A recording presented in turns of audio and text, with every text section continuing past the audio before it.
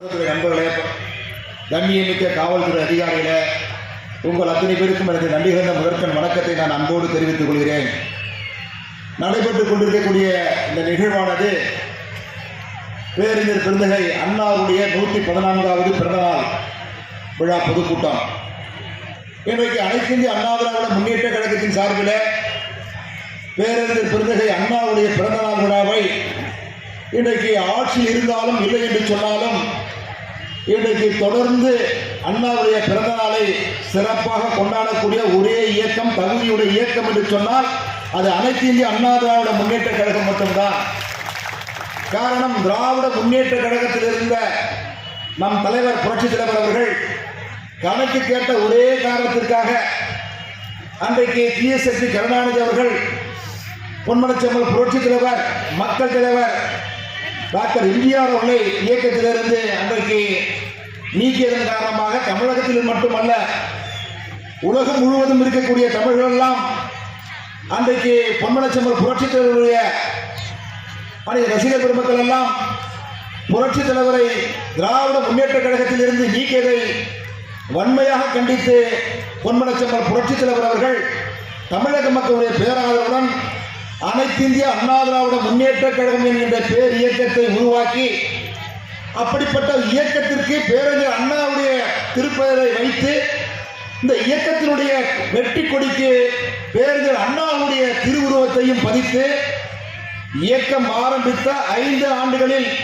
ஆட்சிக்கு வந்த ஒரே இயக்கம் என்று சொன்னால் அது அனைத்து இந்திய அண்ணா திராவிட முன்னேற்ற கழகம் மட்டும்தான்.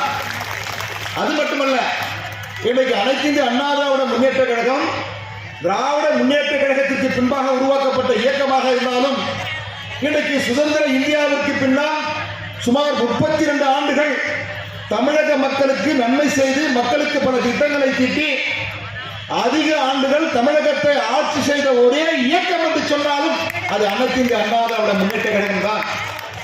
அப்படிப்பட்ட இந்த இயக்கத்துடைய திருப்பெயர் பேரறிஞர் அண்ணாவுடைய திருப்பெயரால இன்றைக்கு இந்த இயக்கம் விளங்கி கொண்டிருக்கிறது. ஆக இன்றைக்கு சொல்றாங்க, இன்னைக்கு ஆட்சியில் இருக்கக்கூடிய திராவிட முன்னேற்ற கழக பாடல் என்று சொன்னால் அது அனைத்து இந்திய அண்ணா திராவிட முன்னேற்ற கழகம் மட்டும்தான். நாங்கள் அதை பகிரங்கமாக சொல்லிக்கொள்ள கடமைப்பட்டிருக்கின்றோம். காரணம், திராவிட முன்னேற்ற கழகத்தில் இருந்து இன்றைக்கு அனைத்து இந்திய அண்ணா திராவிட முன்னேற்ற கழகத்தை உருவாக்கி பொன்மனச்செம்மல் புரட்சி தலைவர் உருவாக்கி இந்த இயக்கத்தை உருவாக்கி 5 ஆண்டுகளில் ஆட்சிக்கு வந்து தொடர்ந்து 10 ஆண்டுகளுக்கு மேலாக புரட்சி தலைவர் அவர்கள் தமிழகத்துடைய முதலமைச்சராகவும், இதே டாக்டர் புரட்சி தலைவர் அம்மா அவர்கள் ஒரு 16 ஆண்டுகளுக்கு மேலாக தமிழகத்தினுடைய முதலமைச்சராகவும், அதற்கு பின்னால் இன்றைக்கு இந்த இயக்கத்தை வழிநடத்துகின்ற மக்கள் தலைவர் அண்ணன் எடப்பாடி அவர்களின் தலைமையில் கிட்டத்தட்ட 4.5 ஆண்டுகளாக புரட்சி தலைவர் அம்மாவுடைய நல்லரசை வழிநடத்தி ஏறக்குறைய 32 ஆண்டுகள் தமிழகத்தை ஆட்சி செய்த ஒரு இயக்கம் அனைத்து இந்த அண்ணா திராவிட முன்னேற்ற கழகம். ஆக ஒரு திராவிட பாரம்பரியத்திலே இருந்து ஒரு திராவிட இயக்கமாக, திராவிட மாடலாக மக்களுக்கு சேவை செய்யக்கூடிய இயக்கமாக, தமிழ்நாட்டு மக்கள் ஏற்றுக்கொண்ட ஒரு இயக்கமாக, தமிழ்நாட்டு மக்களுக்கு பல திட்டங்களை கொடுத்த இயக்கமாக, தொடர்ந்து தமிழக மக்களுக்காக இன்றைக்கு எதிர்கட்சியாக இருந்தாலும் மக்களுக்காக உழைக்கக்கூடிய ஒரு இயக்கமாக இன்றைக்கு இருந்து கொள்கிற ஒரே இயக்கம் என்று சொன்னால் அது அனைத்து இந்திய அண்ணா திராவிட முன்னேற்ற கழகம் மட்டும்தான். அது ஆட்சி இருந்தாலும் ஆட்சியில் இல்லை என்று சொன்னாலும் மக்களுக்காக போராடக்கூடிய ஒரு இயக்கம் என்று சொன்னால், மக்களுக்கு பல திட்டங்களை கொடுத்த இயக்கம் என்று சொன்னால் அது அனைத்து இந்திய அண்ணா திராவிட முன்னேற்ற கழகம் தான். இதுதான் உண்மையான திராவிடன் மாடல் இயக்கம் அண்ணா திமுக. இன்னைக்கு திமுக சொல்றாங்க, நாங்கள் திமுக மாடல், திராவிட மாடல் சொல்லிப்பாங்க. என்ன அருகதை இருக்கிறது அவர்களுக்கு? இன்னைக்கு அண்ணாவுடைய பிறந்தநாள் அண்ணா திமுக நம்ம கொண்டாடுறோம். இன்னைக்கு அண்ணாவுடைய பேர்ல இந்த இயக்கம் இயங்குது. அண்ணாவுடைய திருநாமத்தினால் அவருடைய உருவம் பதித்த இயக்கத்திற்கு வெற்றி கொடியாக இருக்கிறது. ஆக திராவிட முன்னேற்ற கழகத்தில் நீங்க போய் பாருங்க, நீ திராவிட முன்னேற்ற கழகத்தில் அண்ணாவுடைய படம் எங்கே இருக்கிறது என்று பாருங்கள். ஆக அந்த இயக்கத்தை உருவாக்கிய தந்த தலைவர் பேரறிஞர் பெருந்தகை அண்ணா அவர்கள் இன்னைக்கு திராவிடம் என்று சொன்னால் ஒரு மொழிக்காக தமது பேச்சால், அறிவால், ஆற்றலால் இன்றைக்கு ஒரு ஆட்சியை பிடித்து இன்றைக்கு இந்தியாவில் இருக்கக்கூடிய அந்த நாடாளுமன்றத்திலேயே கூட அன்றைக்கு 1961 வாக்கில் அன்றைக்கு பேரறிஞர் பெருந்தகை அவர்கள் பாராளுமன்ற உறுப்பினராக இருக்கக்கூடிய காலகட்டத்தில் தமிழகத்திற்காக தமிழ்நாடு என்ற பெயர் சூட்ட வேண்டும் என்பதற்காக குரல் கொடுத்த தலைவர். அதற்கு பின்னால் 1967 ஆட்சிக்கு வந்து 68ல் பேரறிஞர் பெருந்தகை அவர்கள் தமிழ்நாடு என்ற பெயர் சூட்டி அதற்கு வித்திட்டவர் பேரறிஞர் பெருந்தகை அண்ணா அவர்கள். ஆக இந்த ஒரு மொழிக்காக இன்றைக்கு போராட்டம் செய்து ஆட்சிக்கு வந்த தலைவர் என்று சொன்னால் பேரறிஞர் பெருந்தகை அண்ணா அவர்கள். இன்றைக்கு பகுத்தறிவு தந்த பெரியார் அவர்களும் அதே போன்று பேரறிஞர் பெருந்தகை அண்ணா அவர்களும் இல்லை என்று சொன்னால் இங்கே அமர்ந்திருக்கக்கூடிய நாம எல்லாம் இந்த பதவிக்கெல்லாம் வந்திருக்க முடியாது. காரணம், ஒரு சாதாரண ஒரு பாமரன் கூட எந்த பதவிக்கும் வரலாம் என்கின்ற வரலாறு படைத்தவர்கள் பேரறிஞர் பெருந்தகையும் பகுத்தறிவு தந்த பெரியார் அவர்கள் தான். ஒரு மிராசுகள் தான் ஒரு சேர்மனா வரணும், ஒரு சட்டமன்ற உறுப்பினராக வரணும், ஒரு நாடாளுமன்ற உறுப்பினராக வரணும், ஒரு அமைச்சராக வரணும்னு சொன்னா பணம் படைத்தவர்கள் மிராசுகள் தான் வந்துட்டு இருந்தாங்க. அந்த வரலாற்றை எல்லாம் மாற்றிய தலைவர்கள் பகுத்தறிவு தந்த பெரியார் அவர்களும் பேரறிஞர் பெருந்தகை அண்ணா அவர்கள் தான். அந்த இருவரும் தலைவருடைய வழியில் தான் இயங்கக்கூடிய இயக்கம் புரட்சித் தலைவர் எம்ஜிஆரும் இதயநாடாக்க புரட்சித் தலைவர் அம்மாவும் இன்றைக்கு இந்த இயக்கத்தை வழிநடத்துகின்ற கழகத்துடைய பொதுச் செயலாளர் மாண்புமிகு அண்ணன் எடப்பாடியும் அவர் வழி வந்த இந்த இயக்கத்தை இன்றைக்கு நடத்திட்டு இருக்காங்க. நீங்க பாருங்க, நீங்க வந்து நேற்றுக்கு 2 நாளுக்கு முன்னாடியே பெரியாருடைய சிலைக்கு போயிட்டு நாங்கள் பாலாணி கட்டிட்டு அண்ணன் எடப்பாடி என்ன வராங்க, கட்சியின் நிர்வாக பெருமக்கள் எல்லாம் அங்கே போய் சென்றிருக்கின்றோம். அப்படி செல்கின்ற பொழுது அந்த நிகழ்ச்சியை மாலை அணிவித்து வருகின்ற பொழுது அதற்கு பின்னால் இந்த இயக்கத்தில் ஒரு முக்கிய பதவியில் தலைமை பதவியில் இருந்தவர் அவரும் போயிட்டு பெரியார் சிலைக்கு மாலை அணிவித்து அதுக்கப்புறம் வருகின்ற பொழுது அவரிடத்தில் பத்திரிகை நண்பர்கள் எல்லாம் பேட்டி கேட்கின்ற பொழுது இன்றைக்கு முன்னாள் முதலமைச்சர்கள் மீது இன்றைக்கு லஞ்ச ஒழிப்புத்துறை மூலமாக இன்றைக்கு நடவடிக்கை எடுப்பதற்காகவே அதற்கு என்ன எங்களுடைய பதில் என்று கேட்கின்றார்கள். அதற்கு ஒரு திராவிட முன்னேற்ற கழகத்தில் உள்ளவன் ஏன் நீங்க ஆட்சி இருக்கக்கூடிய ஒரு எதிர்க்கட்சியாக இருக்கக்கூடிய சொல்லக்கூடிய ஒரு சொல்லை இந்த இயக்கத்திலே ஒரு முதன்மை பதவியிலே இருந்தவர் சக அமைச்சரவையிலே ஒரு முன்னாள் துணை முதலமைச்சராகவும் அமைச்சராக இருந்தவர் இன்றைக்கு அவர் சொல்லக்கூடிய வார்த்தை என்று சொன்னால் ஒரு எதிர்க்கட்சி தலைவர் சொல்லக்கூடிய வார்த்தையை சட்டம் தன் கடமையை செய்வது என்று சொன்னால் இந்த இயக்கத்திற்கும் அவருக்கும் சம்பந்தம் இல்லை என்கின்றதை அவரே அவர் வாயால் ஒப்புக்கொண்டிருக்கார் என்பதை இன்னைக்கு நாட்டு மக்கள் தொண்டரும் புரிஞ்சுக்கிறார், நாட்டு மக்களும் புரிஞ்சுக்கிறார். அதிமுக ஒரு சம்பந்தமே கிடையாது, இதுக்கப்புறம் சொல்லவே கூடாது. ஏன் சொன்னா ஒரு கடந்த காலத்தில் ஒரு ஆட்சியில ஒரு பங்களிச்சு ஒரு துணை முதலமைச்சராக இருந்தவரே இன்றைக்கு இந்த அரசுக்கு சாதகமாக அதுதான் சிவசண்முகன் சொல்லியிருந்தார். சிவசேனன் சொன்னார், கரெக்டாக சொல்லியிருந்தார்.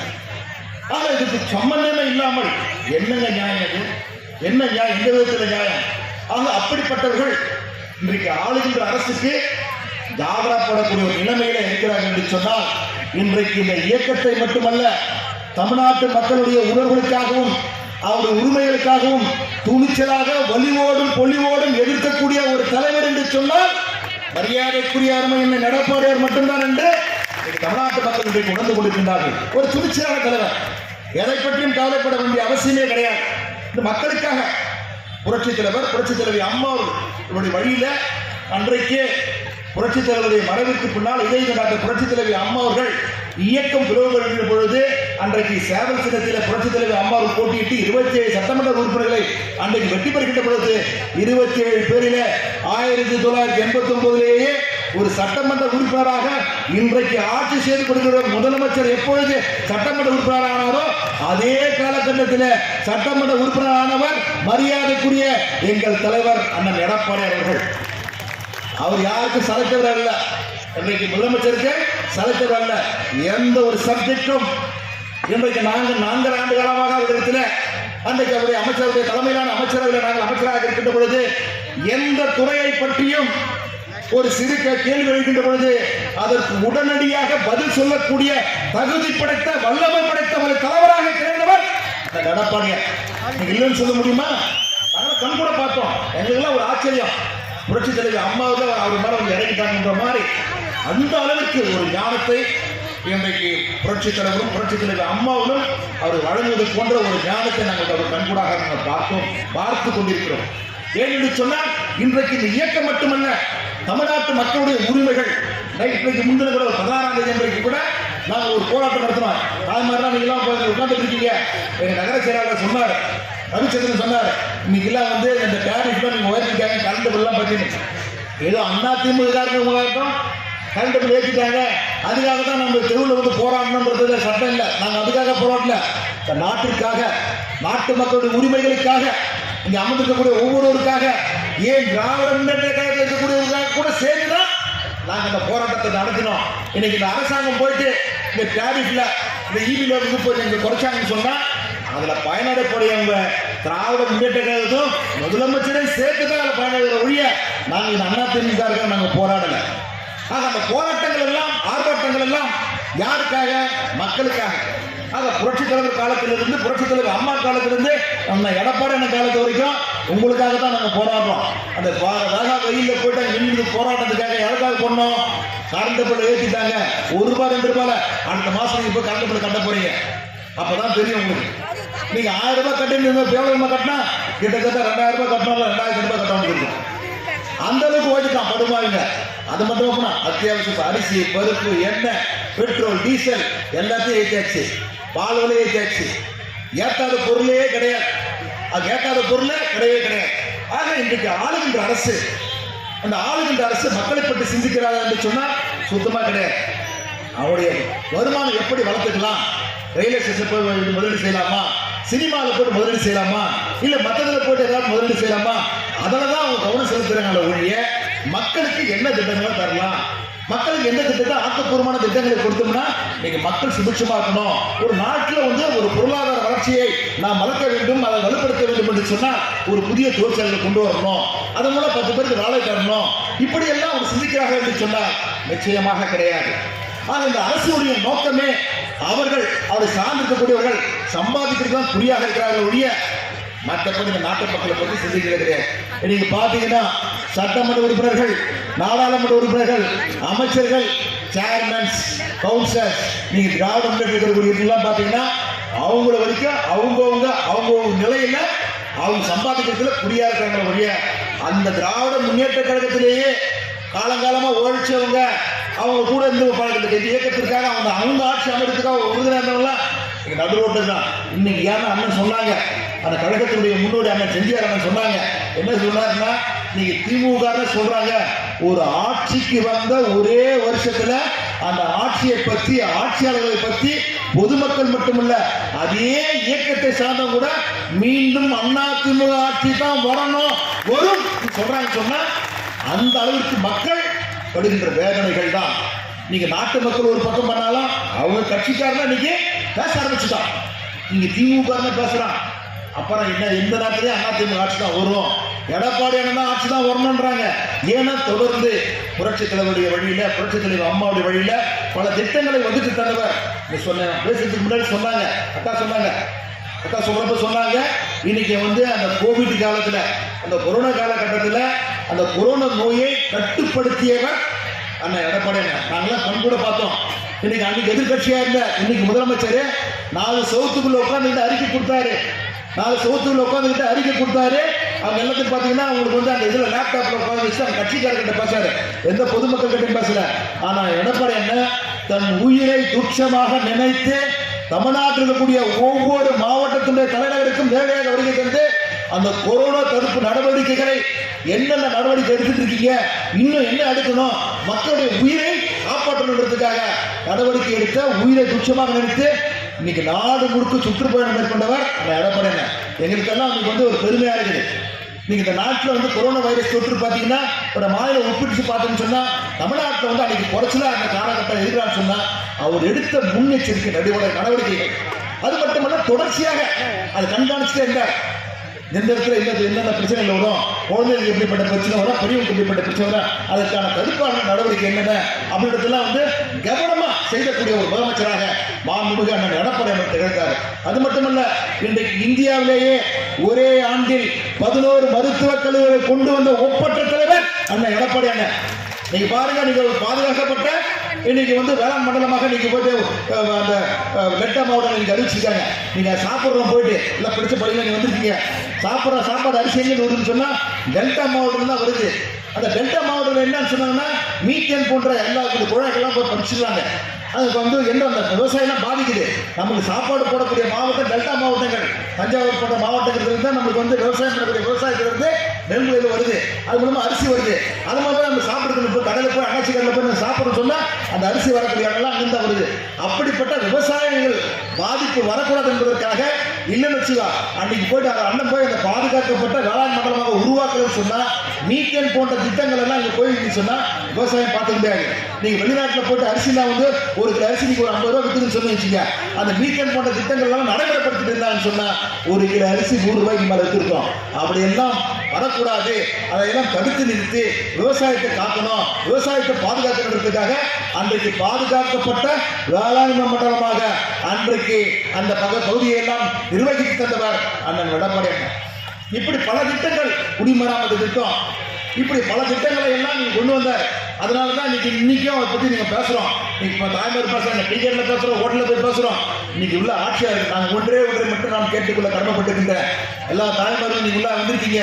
உங்க என்ன சொன்னாங்க? மாசம் 1000 ரூபாய் தரேன்னு சொன்னாங்க. மாசம் உங்களுக்கு ஆட்சி கொண்டு வந்து 1000 ரூபாய் தரேன்னு சொன்னாங்க. கொடுத்தாங்களா?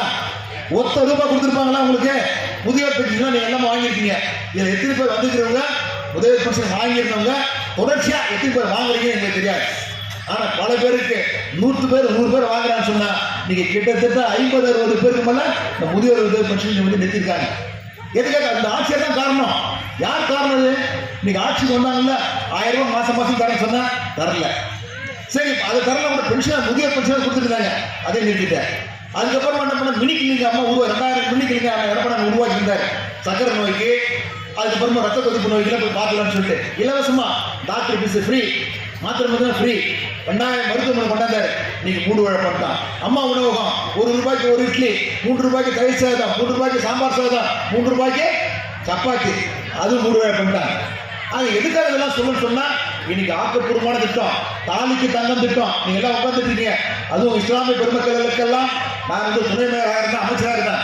பல ஆயிரம் பேருக்கு என்னுடைய கையால் கொடுத்துருக்கிறேன். பல ஆயிரம் பேருக்கு தாலிக்கு தங்கம் 25,000 50,000 உதவித்தொகையும், தாலிக்கு 8 கிராம் தங்கத்தை தந்த தலைவி புரட்சி தலைவி அம்மா.